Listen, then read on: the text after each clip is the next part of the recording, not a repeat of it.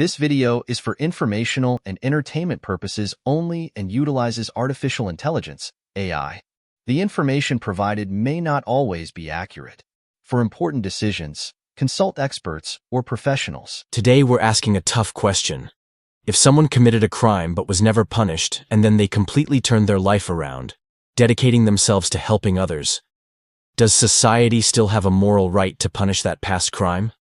Our guest is here to unpack the ethics in a clear, ordinary people way. Over to you. Thanks. Love the question. It's one of those problems that sounds simple at first. But gets naughty fast when you start thinking about people, pain, and what justice really means. I'll walk through this slowly so it's easy to follow, and I'll give real-world style reasons for different answers so listeners can decide what they think.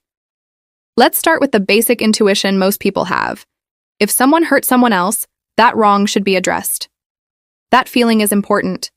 It's about fairness, about recognizing that harm happened. But then we meet the other side. The person who committed the crime has reformed, is doing good, and might even be the kind of person who saves lives now.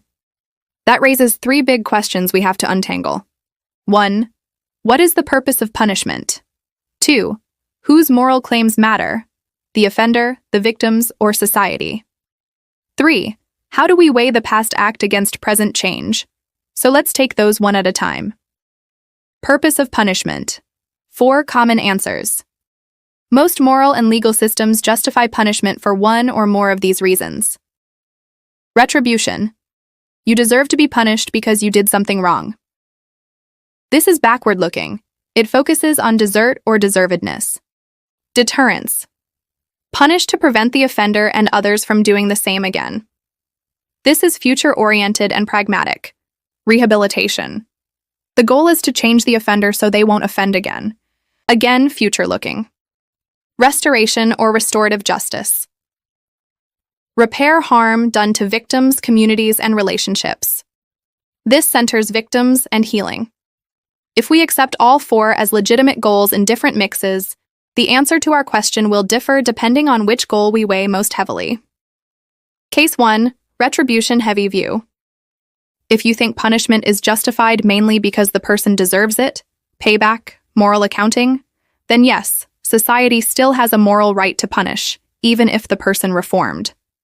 The crime created a moral debt, and reform doesn't erase that past debt. Supporters of this view worry that letting someone off simply because they're now good undermines the moral order.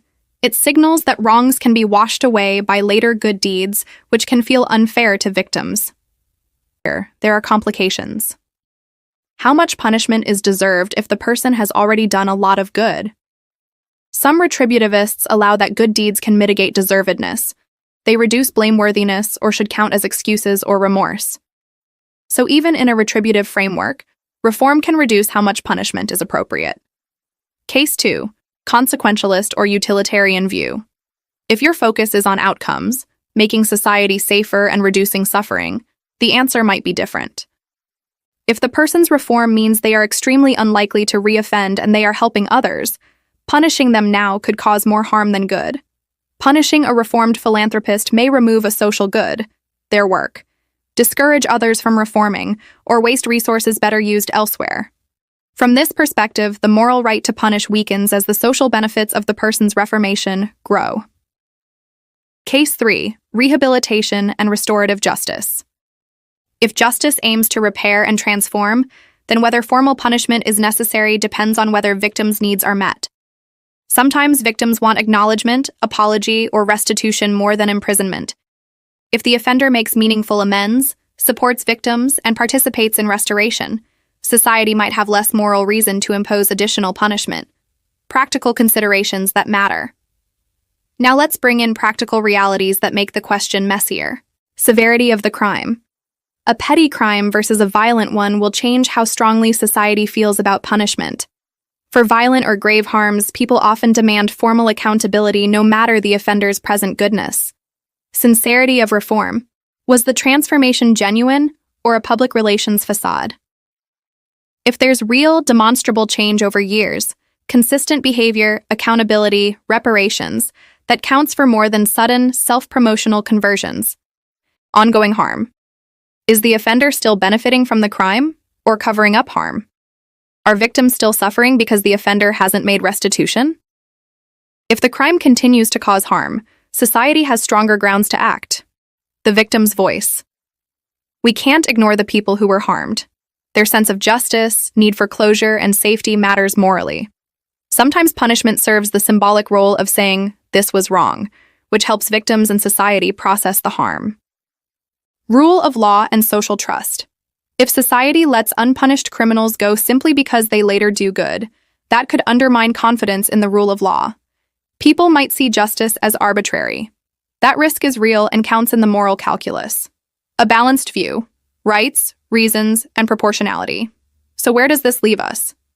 A balanced answer says, yes, society retains a moral right to punish past crimes. But that right is not absolute and must be balanced against other moral reasons. The offender HI's current good works the victim's needs, public safety, and the value of social trust. Practically, a balanced approach might mean punishment can be reduced or transformed rather than simply imposed in full. For instance, alternatives like restorative justice, community service, or mandated restitution acknowledge wrongdoing while recognizing reform. The court or society should consider genuine, sustained rehabilitation as a mitigating factor in sentencing decisions. It's morally relevant.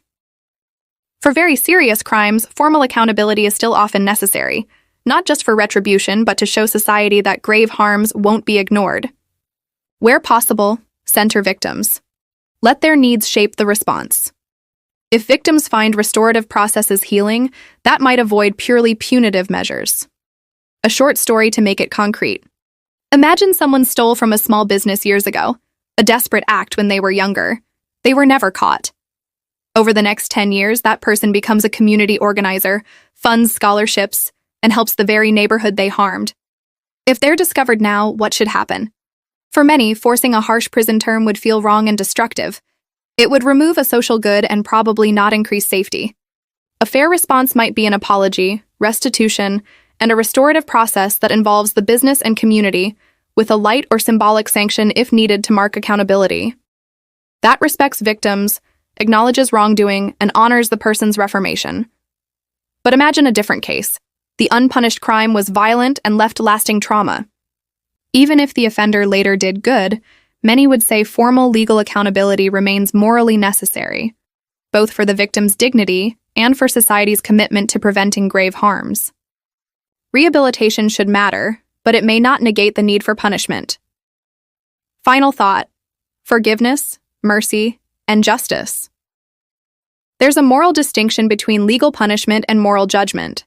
Society's legal institutions have responsibilities: public safety, deterrence, and formal accountability. But as human beings and communities, we also have room for forgiveness and mercy. Those virtues matter. They don't mean forgetting or ignoring harm. They mean responding with proportionality and compassion where it's justified. So to answer plainly, yes, society still has a moral right to punish past crimes because of desert deterrence, victims' rights, and preserving the rule of law. But that right is tempered by other moral reasons. Genuine, meaningful reform, especially when combined with restitution and restoration, can and should reduce the degree of punishment, and sometimes replace it with restorative alternatives that serve victims and the community better than pure retribution. If this topic got you thinking, please like, share, and subscribe to Conversation with Aida on YouTube, TikTok, Facebook, and Spotify. It helps us keep these conversations going. Thanks for listening. And if you want a follow-up episode where we role-play restorative justice conversations or look at real-world examples, I'd be happy to come back and explore that with you.